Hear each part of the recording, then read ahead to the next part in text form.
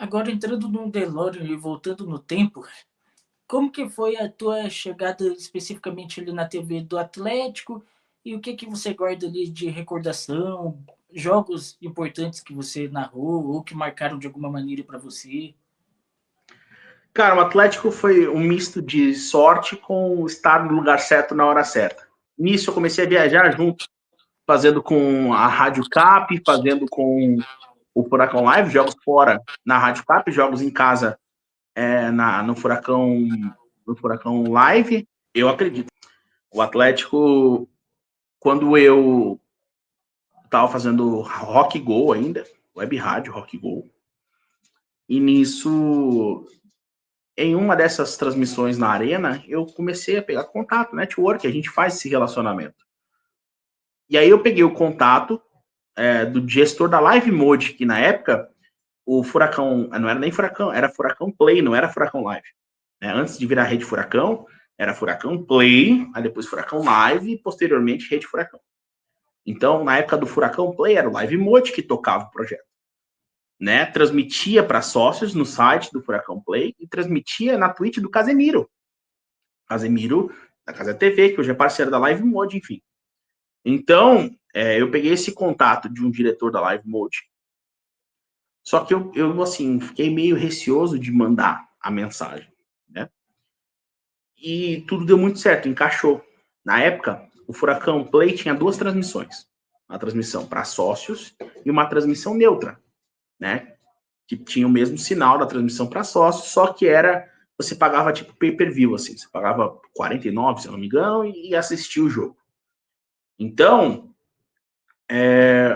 eu peguei o telefone desse rapaz, que era o João Cip, diretor da Live Mode, um cara que eu troquei muita ideia, gente boa, lá do Rio de Janeiro. E nisso, dias depois, o Henry Xavier, que hoje está na CBN, trabalhando na banda bem, enfim, muito meu amigo, um parceiraço aí em Curitiba, ele me mandou mensagem: Gustavo, fala com o diretor da Live Mode, porque o Anderson Luiz, que era o narrador, estava indo para outro projeto, se eu não me engano, a CBN, não me recordo, estava saindo, ou para a banda B, talvez. E nisso, o Gabriel Carriconde fazia transmissão neutra, estava indo para os sócios e precisava de alguém na neutra. Então ele falou: fala com ele que eu te indiquei. Na verdade, muitos anos depois eu fui descobrir que o Henry pediu uma indicação para o Mauro Miller, mais uma vez o Mauro Miller. O Mauro Miller fez a indicação para o Henry indicou para o CIP. E o Henry me passou o contato do CIP que eu já tinha. Então, foi isso, deu muito certo. Foi uma questão de encaixe. Eu mandei mensagem, né? E aí, nisso, eu conversei com ele falou: cara, pior que eu tô precisando para esse final de semana. Isso era uma terça-feira, quarta-feira. Entendeu? Então, na quarta-feira, ele me confirmou, a gente acertou valores e tal, e no sábado eu tava lá. E aí, o meu primeiro jogo no Furacão Play foi Atlético e Corinthians. Corinthians venceu na Arena com gol do Xavier, aos 50 e tantos. O Xavier é horroroso, enfim. E venceu por 1-0, né, na Arena. E nisso teve mais 2 jogos de Furacão Play. Aí teve um problema, uma ação da Globo tentou acionar, e nisso eles tiveram que mudar o nome para Furacão Live.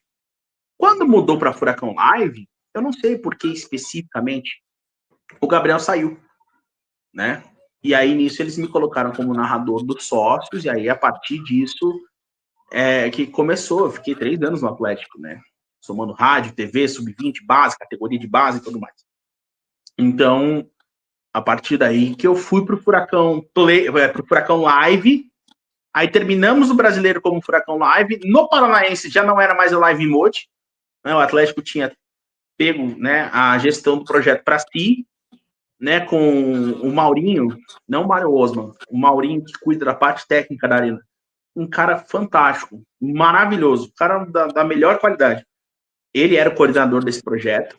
Então, aí nisso, no Paranaense, nós fizemos a transmissão, fizemos no brasileiro, que sim, nisso eu comecei a viajar junto, fazendo com a Rádio Cap, fazendo com o Furacão Live, jogos fora na Rádio Cap, jogos em casa no Furacão Live. Aí terminei esse ano, no outro ano começou o Paranaense, aí parou por conta da pandemia, Aí voltei, fiz mais alguns jogos do campeonato e aí acabei saindo do Atlético no finalzinho, praticamente na reta final do Brasileirão. 21, foi 19, finalzinho de 19, 20 e 21 no Atlético. Você citou ali um jogo do Corinthians, que foi ali a sua estreia, justamente na hora que chegou debatendo com o Fute aqui no chat, que é um amigo que também tem um canal, que é corintiano. Ele pode ali depois concordar ou discordar de você ali sobre o jogador que você disse Não, do Corinthians. ele vai concordar com certeza. O Xavier era muito ruim. O Xavier era ruim, era um volante ruim com força do Corinthians. Além desse jogo do Corinthians, tem algum outro que você lembre que tenha te marcado de alguma maneira nessa época no Atlético? Cara, o jogo contra o Flamengo teve a transmissão do Kibiloco, né? O cara que era do Porta dos Fundos, Tabit, né? Ele participou dessa transmissão. Foi uma transmissão que passou inteira na Twitch do Casemiro, teve uma audiência absurda. Né? A torcida do Flamengo me xingando muito. Obviamente, porque eu narrava pro time da casa, né? Mas foi o jogo que eu mais tive retorno, assim, de audiência, Olha lá, viu? Xavier é horrível, é verdade. Então, assim, foi o jogo que eu tive mais retorno de rede social. Eu não mexia com rede social, hoje eu tenho uma equipe, uma pessoa que cuida de redes, das minhas redes e tudo mais. Mas eu não entendia nada disso.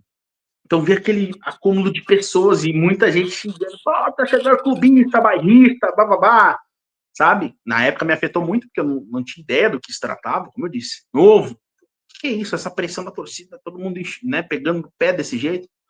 Então, foi um jogo importante. Os clássicos foram muito importantes, né? Eu narrei a vitória do Atlético contra o Coritiba no Paranaense com um baita gol do Vitinho. Tipo, reta final de jogo, 50 minutos do segundo tempo, uma tijolada no meio da rua, 2-1, o Atlético venceu o Coritiba nesse jogo. Narrei contra o Paraná Clube. Eu narrei alguns jogos, né, do Atlético. Então, assim, foram bons momentos assim, que eu tive no clube. Né? As viagens com a delegação foram incríveis. Eu narrei um Atlético e Fluminense pela Rádio Cap. Nós fomos para Volta Redonda. Eu fui com a delegação, depois fui para Goiânia, para Cuiabá com a delegação.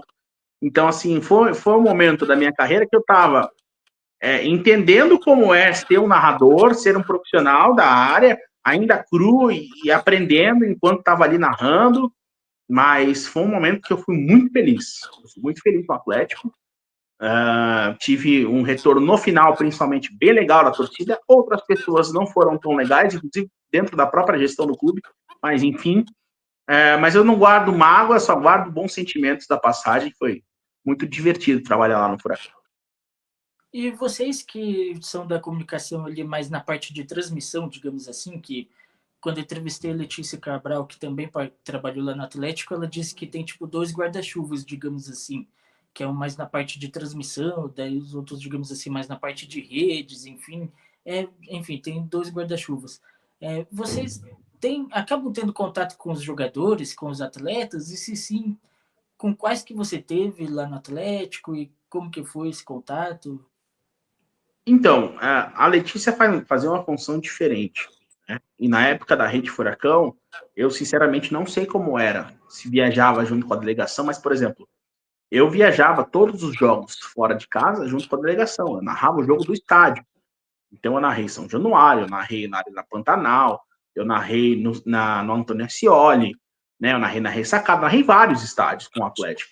Então, a gente pegava o mesmo voo fretado junto, pegava o mesmo hotel, a gente só não entrava junto no vestiário e no ônibus de transporte, de traslado entre estádio, hotel, aeroporto. A gente tinha uma van, e aí nós íamos junto com a fotografia, com as redes sociais, em uma van separada dos atletas. Mas no voo, a gente tinha um contato total. Então, assim, falando de contato com jogadores mais próximos, né? Eu tive uma entrevista dentro da van em um dia que o Renato Kaiser fez o exame de doping, o ônibus foi na frente, ele veio com a van. Nós em Volta Redonda, indo para o Rio para jantar.